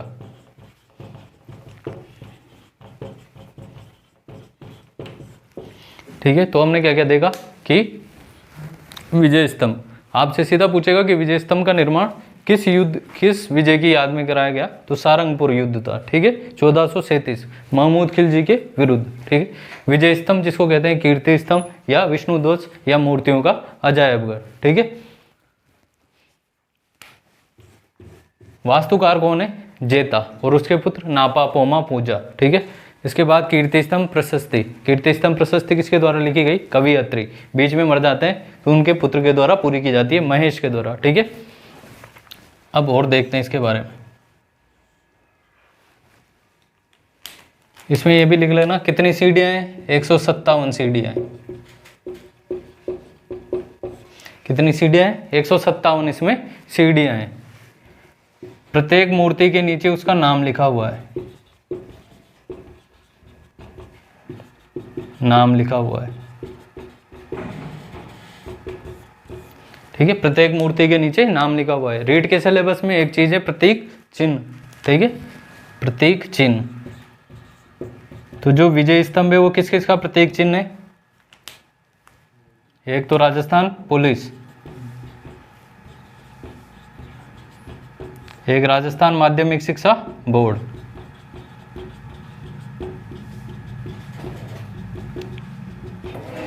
ठीक है। किस किस का प्रतीक चिन्ह है? राजस्थान पुलिस और राजस्थान माध्यमिक शिक्षा बोर्ड का। 157 सीढ़ियां हैं, प्रत्येक मूर्ति के नीचे क्या लिखा हुआ है? उसका नाम लिखा हुआ है। अब दो और काम की बातें। कुतुब मीनार, ठीक है। कुतुब मीनार कौन कहता है इसको? इसकी तुलना कुतुब मीनार से कौन करता है? जेम्स टोड, ठीक है। विजय स्तंभ को की तुलना कुतुब मीनार से कौन करता है? जेम्स टोड करता है। और टार्जन टावर, टार्जन टावर कहां पर है? ये रोम में। टार्जन टावर कहां पर है? रोम में। तो टार्जन टावर से इसकी तुलना करता है फर्ग्यूसन, फर्ग्यूसन। दोनों ही चीजें याद रखनी है कि कुतुब मीनार से तुलना तो कौन करता है? जेम्स टोड करता है, और रोम के टार्जन टावर से तुलना कौन करता है? फर्ग्यूसन करता है, ठीक है। एक्चुअल में राजस्थान की कुतुब मीनार किसको कहते हैं?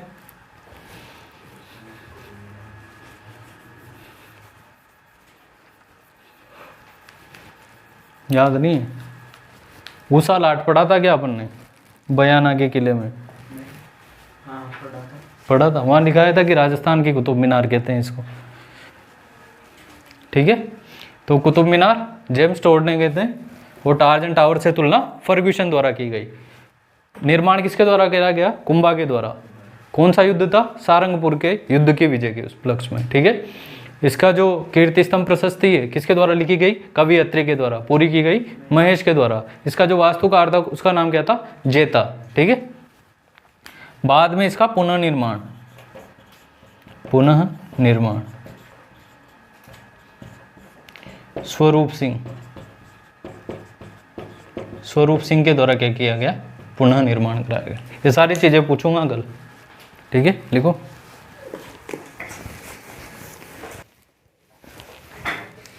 सारंगपुर का युद्ध 1437 में किस किस के बीच में हुआ? महमूद खिलजी मालवा और कुंभा के बीच में। कुंभा इसी जीत की याद में क्या बनाता है? विजय स्तंभ। विजय स्तंभ को ही क्या कहते हैं? कीर्ति स्तंभ, विष्णु ध्वज या फिर मूर्तियों का अजायबघर। इसमें एक और चीज लिख लेना, भारतीय मूर्ति कला का विश्वकोश।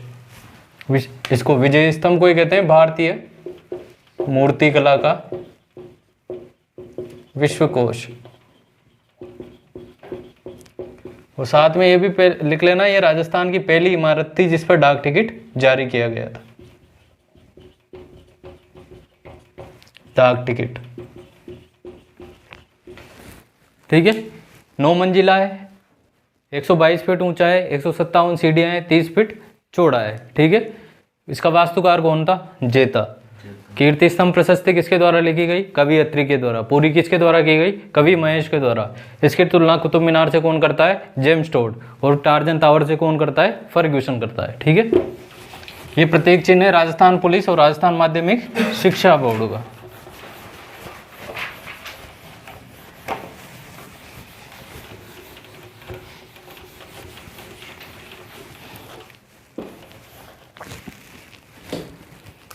थोड़ा सा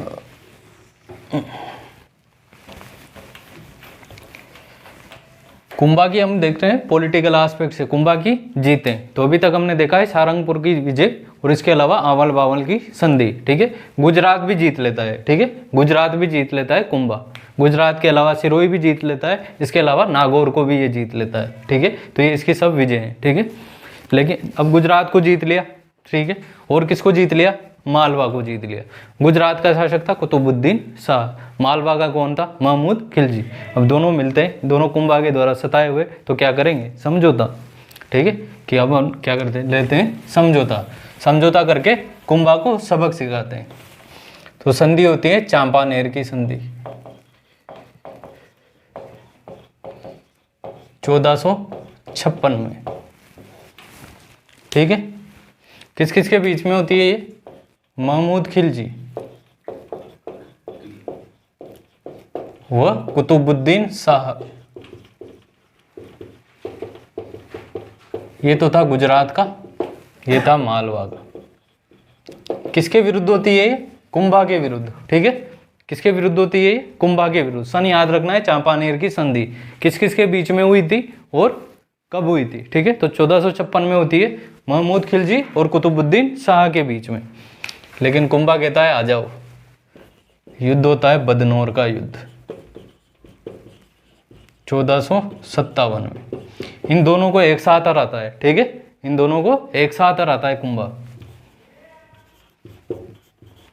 दोनों को एक साथ हराता है। तो बहुत सारी घटनाएं पढ़ ली कुंभा के समय हमने। आवल बावल की संधि पढ़ ली, चांपानेर की संधि पढ़ ली। आवल बावल की संधि 1453 में, चांपानेर की संधि 1456 में। आवल बावल की संधि किस किस के बीच में हुई? जोधा और कुंभा के बीच में। और जो चांपानेर की संधि किस किस के बीच में हुई? महमूद खिलजी और कुतुबुद्दीन शाह के बीच में।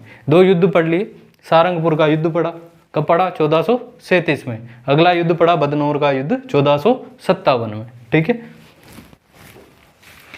इसके अलावा इसकी आबू विजय या सिरोही विजय कर लो इसको।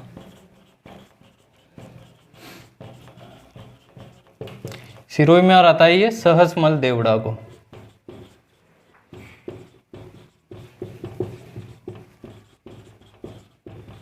ठीक है। नागौर विजय, नागौर में पहले उत्तराधिकार संघर्ष होता है दो व्यक्तियों के बीच, शम्स खां और मुजाहिद खां के बीच में, ठीक है। तो शम्स खां इसकी सपोर्ट से, कुंभा के सपोर्ट से नागौर का राजा बन जाता है। लेकिन बाद में कुंभा से क्या करने लग जाता है? वो आनाकानी करने लग जाता है, ठीक है। बाद में कुंभा किसको हरा देता है? शम्स खां को हराकर नागौर पर अधिकार कर लेता है, ठीक है। शम्स खां को हरा,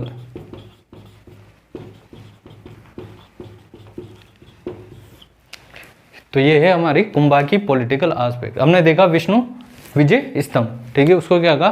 कीर्ति स्तंभ। उसको ही कहा विष्णु ध्वज, उसको ही कहा भारतीय मूर्तिकला का विश्वकोश, उसको ही कहा मूर्तियों का अजायब घर। प्रत्येक मूर्ति के नीचे नाम। 157 सीढ़ियाँ, 9 फीट 9 मंजिला, 122 फुट ऊंचा और 30 फुट चौड़ा। कुतुब मीनार कौन कहता है? James Tod. और रोम के टार्जन टावर से कौन तुलना करता है? फर्ग्यूसन करता है, ठीक है। एक और है जैन कीर्ति स्तंभ, जैन कीर्ति स्तंभ, ये भी चित्तौड़ के किले में ही है, ठीक है। 7 मंजिला है। कितना मंजिला है? 7 मंजिला। इसका निर्माण हुआ है 12वीं सदी के आसपास, 12वीं सदी के आसपास इसका निर्माण हुआ है। किसके द्वारा कराया गया इसका निर्माण? जीजाशाह बघेरवाल के द्वारा, जीजाशाह बघेरवाल के द्वारा। किसको समर्पित है ये? जैन कीर्ति स्तंभ है। तो प्रथम तीर्थकर जो है आदिनाथ भगवान या ऋषभ देव जी, उनको समर्पित है, आदिनाथ को समर्पित। आदिनाथ को समर्पित है, इसलिए इसको क्या कह देते हैं? आदिनाथ स्मारक भी कह देते हैं, ठीक है। तो जैन कीर्ति स्तंभ और कीर्ति स्तंभ दोनों अलग अलग है, ठीक है। लिखो इसको।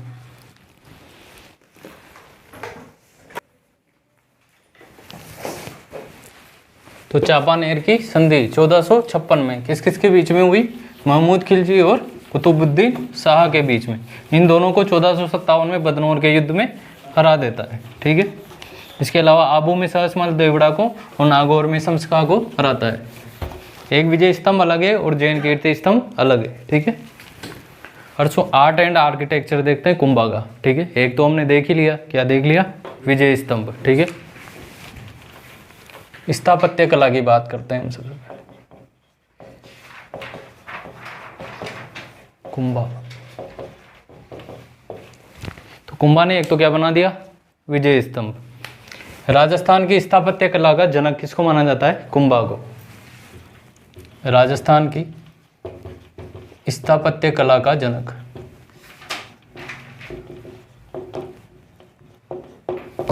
राजस्थान की स्थापत्य कला का जनक किसको माना जाता है, कुंभा को माना जाता है।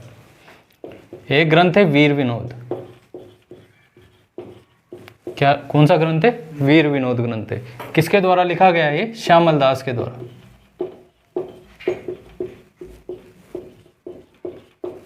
ठीक है, वीर विनोद ग्रंथ है, किसके द्वारा लिखा गया, कवि श्यामल दास के द्वारा। तो वीर विनोद जो ग्रंथ है वो किस राजवंश से संबंधित है, मेवाड़ से संबंधित है, ठीक है, मेवाड़ राज्य से संबंधित है।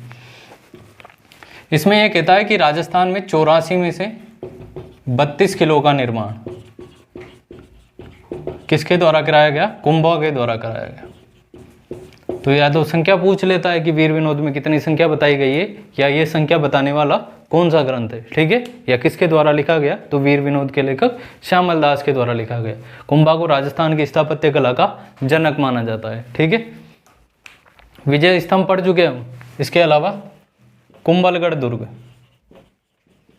कुंभलगढ़ दुर्ग किसके द्वारा बनाया गया, कुंभा के बारे में दुर्ग में पूरा पढ़ चुके हम, ठीक है। कुंभलगढ़ दुर्ग पूरा पढ़ चुके हैं, केवल थोड़ा बहुत देख लो किसके द्वारा। इसका वास्तुकार कौन है, मंडन, वास्तुकार कौन है इसका, मंडन है, ठीक है। मेवाड़ और मारवाड़ की सीमा पर है, इसलिए इसको क्या कहते हैं, मेवाड़ और मारवाड़ की सीमा का प्रहरी, मेवाड़ व मारवाड़ सीमा का प्रहरी। इसमें जो सबसे ऊंचा स्थान है उसका क्या नाम है, कटारगढ़, ठीक है, कटारगढ़। ये कुंभा का निजी आवास भी है और सबसे ऊंचा स्थान भी है, ठीक है। यहीं से कुंभा नजर रखता था, इसलिए कटारगढ़ को क्या कहते हैं, मेवाड़ की आंख कहते हैं, ठीक है, मेवाड़ की आंख, सबसे ऊंचा स्थान।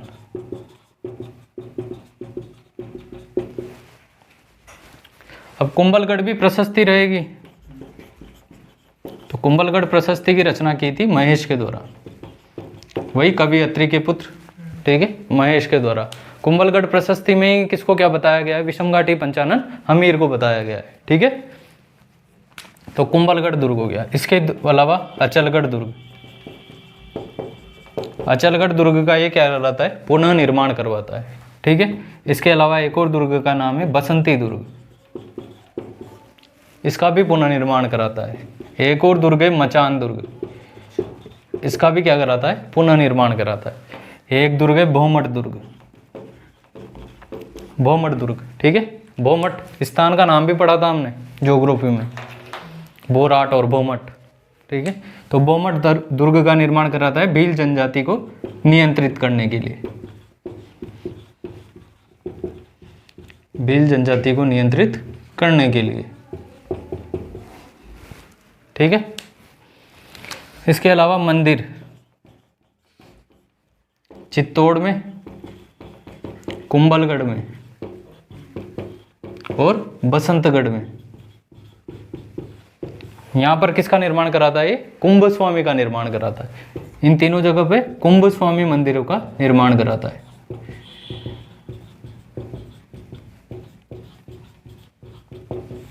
तो क्या क्या कर लिए इसने, युद्ध भी लड़ लिए, इतने सारे निर्माण भी करवा लिए, ठीक है।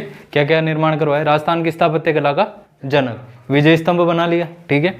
किले 84 में से 32 किले किसने बताया, ये वीर विनोद में बताया गया है कवि श्यामल दास के द्वारा, ठीक है। अचलगढ़ का पुनर्निर्माण, बसंती दुर्ग मचान दुर्ग का पुनर्निर्माण, भोमट दुर्ग भील जनजाति को नियंत्रित करने के लिए, चित्तौड़ के किले में, कुंभलगढ़ के किले में और बसंतगढ़ के किले में क्या कराता है, ये कुंभ स्वामी के मंदिर का निर्माण कराता। जब हम मंदिर पढ़ रहे थे तब हमने पढ़ा था रणकपुर का जैन मंदिर, ठीक है, पढ़ा था रणकपुर का जैन मंदिर किसके समय बना, कुंभा के समय। कुंभा ने जमीन दी किसको, धर्णक शाह को, ठीक है, उसी ने बनाया रणकपुर का जैन मंदिर। ठीक है। वहाँ पर जो सबसे फेमस मंदिर है वो है चौमुखा मंदिर, जिसका वास्तुकार है देपाक, जिसमें 1444 स्तंभ, जिसको ये कहते हैं स्तंभों का अजायब घर कहते हैं। रणकपुर का जैन मंदिर कहाँ पर है? पाली में, ठीक है। कहाँ पर है? पाली में, ठीक है। लिखो ये।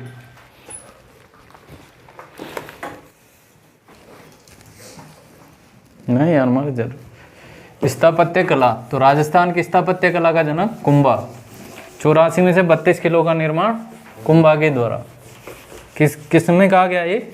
वीर विनोद में, श्यामल दास के द्वारा। कुंभलगढ़ का किला, वास्तुकार मंडन और कुंभलगढ़ प्रशस्तिकार जो किसने लिखी थी? महेश ने।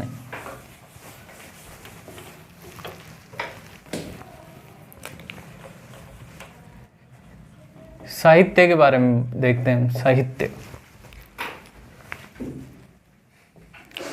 कुंभा के जो संगीत गुरु हैं और काव्य गुरु हैं। संगीत गुरु तो कौन है इनके? सारंग व्यास। और काव्य गुरु हैं कान्हा व्यास, ठीक है। संगीत गुरु तो कौन है? सारंग व्यास। और काव्य गुरु है कान्हा व्यास, ठीक है। कान्हा व्यास के द्वारा ही लिखा गया था एकलिंग महाकाव्य,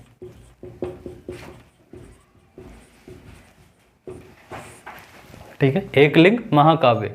अब एकलिंग महाकाव्य का जो थोड़ा बहुत आगे का पोर्शन है वो किसके द्वारा लिखा गया? स्वयं कुंभा के द्वारा लिखा गया, ठीक है। पहला भाग कुंभा द्वारा लिखा गया। इस पहला भाग जो कुंभा के द्वारा लिखा गया इसको ही कहते हैं राजवर्णन। क्या कहते हैं इसको? राजवर्णन। राजवर्णन कहते हैं, ठीक है। एकलिंग महाकाव्य किसके द्वारा लिखा गया? कान्हा व्यास के द्वारा लिखा गया, ठीक है। उसका जो पहला पोर्शन है वो किसके द्वारा लिखा गया? कुंभा के द्वारा लिखा गया, जिसको क्या कहते हैं? राजवर्णन कहते हैं, ठीक है। इसमें चित्रकला गुरु भी लिख लेना। चित्रकला गुरु जैनाचार्य हीरानंद। साहित्य की बात करें तो अधिकतर संगीत की पुस्तकें हैं इसकी, ठीक है। सूड प्रबंध, कामराज रतिसार, संगीत मीमांसा, संगीत राज, ये क्या है? सब इसकी पुस्तकें हैं। इसमें से संगीत राज इसकी सबसे सर्वश्रेष्ठ पुस्तक है, ठीक है। इसके 5 भाग हैं। कितने भाग है? 5 भाग है। पाठ्य, गीत, नृत्य, रस, इनके पीछे सबके पीछे कोश लगा लेना, ठीक है।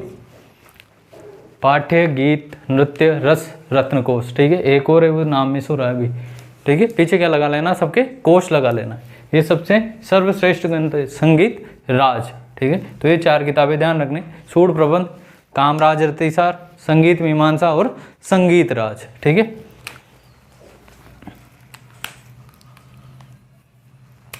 वाद्य आ जाएगा इसमें एक वाद्य, ठीक है। सबसे पीछे क्या आ जाएगा? रत्न कोश, ठीक है।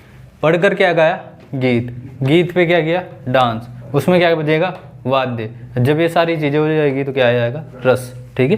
पीछे सबके पीछे रत्न कोश। जयदेव की एक पुस्तक है गीत गोविंद। गीत गोविंद, ठीक है। जयदेव की पुस्तक का नाम क्या है? गीत गोविंद। इस पर कुंभा ने लिखी रसिक प्रिया टीका। टीका क्या होती है? सरल भाषा में लिखना। टीका क्या होती है? कोई भी कठिन कोई चीज़ है तो उसको सरल भाषा में, आसान भाषा में लिखना क्या कहलाता है? टीका कहलाता है या कमेंट्री कहलाता है। तो जयदेव की गीत गोविंद पर इसने क्या लिखा? रसिक प्रिया टीका, कुंभा द्वारा। कुंभा द्वारा क्या लिखा गया? रसिक प्रिया टीका। और रसिक प्रिया में हमीर को क्या कहा गया है? वीर राजा, ठीक है। इसमें क्या कहा गया है? रसिक प्रिया में वीर राजा कहा गया है, ठीक है। और कौन कौन सी टीका है इसके द्वारा? संगीत रत्नाकर और चंडी शतक टीका। संगीत रत्नाकर और चंडी शतक टीका, ठीक है। तो अगर हम इसकी ग्रंथों की बात करें तो क्या क्या है, सूड प्रबंध, कामराज रतिसार, संगीत मीमांसा, संगीत राज। संगीत राज सबसे सर्वश्रेष्ठ है, इसके 5 भाग है, पाठ्य रस, पाठ्य, गीत, नृत्य, वाद्य और रस रत्नकोश, ठीक है, लिखो ये, ठीक है। तो कुंभा के कौन कौन से ग्रंथ है, सूड प्रबंध, कामराज रतिसार, संगीत राज, संगीत मीमांसा। कौन कौन सी टीका इसके द्वारा लिखी गई, रसिक प्रिया टीका, चंडी शतक टीका और संगीत रत्नाकर टीका। इसके काव्य गुरु कान्हा व्यास, उनके द्वारा एकलिंग महाकाव्य लिखा गया। और संगीत गुरु कौन है, संगीत गुरु सारंग व्यास और काव्य गुरु कान्हा व्यास, ठीक है। दरबारी विद्वान,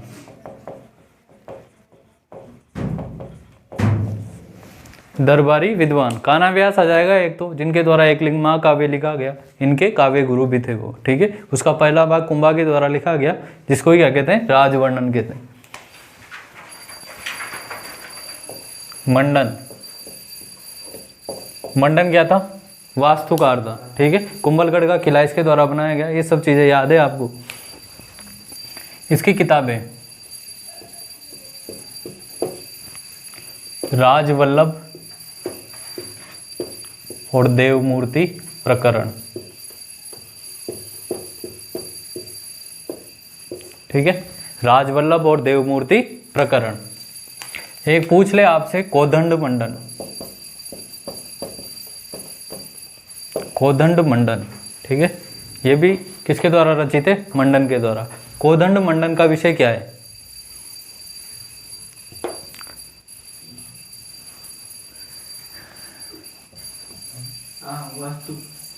कोदंड मंडन, कोदंड किसको कहते हैं, धनुष को, ठीक है। तो ये धनु उससे संबंधित है, ठीक है।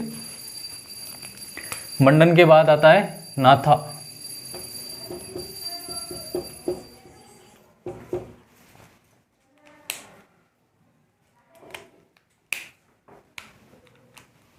पहले गोविंद लिख लो, ठीक है ना। ये नाथा भी इसका ही क्या है था, दरबारी विद्वान था, ठीक है। मंडन हो गया, नाथा हो गया, कान्हा व्यास हो गया, इसके अलावा गोविंद। गोविंद की किताबें ध्यान रखना है, कलानिधि, द्वार दीपिका और उद्धार धोरिणी, ठीक है। कलानिधि, द्वार दीपिका, उद्धार धोरिणी, ठीक है, ये गोविंद की किताबें हैं। कुंभा की बेटी, कुंभा की बेटी थी रमाबाई। पिताजी संगीतज्ञ थे, तो बेटी भी क्या है, संगीतज्ञ, ठीक है। बेटी भी क्या थी, संगीतज्ञ थी। इसकी उपाधि क्या थी, वागीश्वरी, ध्यान रखना है, वागीश्वरी, ठीक है। वागीश्वरी किसका टाइटल था, रमाबाई का था। रमाबाई भी क्या थी, संगीतज्ञ थी, ठीक है। रमाबाई की शादी हुई तो उनको क्या, कौन सा क्षेत्र दे दिया, जावर क्षेत्र दे दिया। जावर की खान किसके समय प्राप्त हुई थी, लाखा के समय प्राप्त हुई थी, ठीक है। रमाबाई की शादी कहाँ हुई थी, श्रृंगार चौरी नामक जगह पर, ठीक है। श्रृंगार चौरी ही बाद में नाम पड़ा, पहला नाम क्या था, जैन मंदिर था वो, शांतिनाथ जैन मंदिर, जिसका बाद में क्या नाम पड़ गया, श्रृंगार चौरी। यहीं पर इनकी क्या हुई थी, शादी हुई थी, ठीक है। शांतिनाथ जैन मंदिर, श्रृंगार चौरी। इसका निर्माण भी देख लेना, निर्माण किसके द्वारा हुआ है, तो निर्माण वेल्लमा के द्वारा हुआ है, वेल्लमा, ठीक है। अब इसकी उपाधियां, कुंभा की उपाधियां, तो कुंभा की उपाधियों की बात करते हैं तो हिंदू सुल्तान, अभिनव भट्टाचार्य,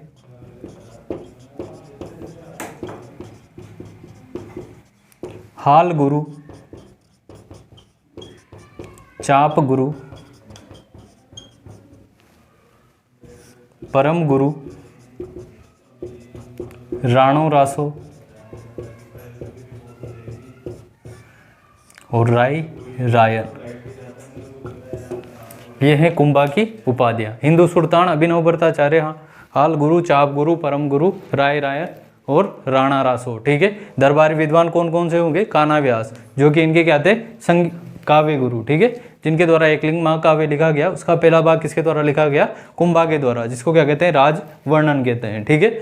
इसके बाद मंडन के द्वारा जो लिखी पुस्तकें देवमूर्ति प्रकरण और राज वल्लभ। नाथा भी क्या है? मंडन का भाई है और इनका दरबारी विद्वान है। गोविंद, जिनके द्वारा कलानिधि, द्वार दीपिका, उद्वारधोरिणी किताबें लिखी गई। रमाबाई, जिनकी उपाधि बागेश्वरी, इनका क्या थी? बेटी थी। ठीक है। शादी हुई शांतिनाथ जैन मंदिर में, जिसको क्या कहते हैं? श्रृंगार चौरी कहा जाने लगा। बाकी ये सब उनके टाइटल। ठीक है। तो हमारा कुंभा कंप्लीट हुआ। आज की क्लास में इतना ही। धन्यवाद।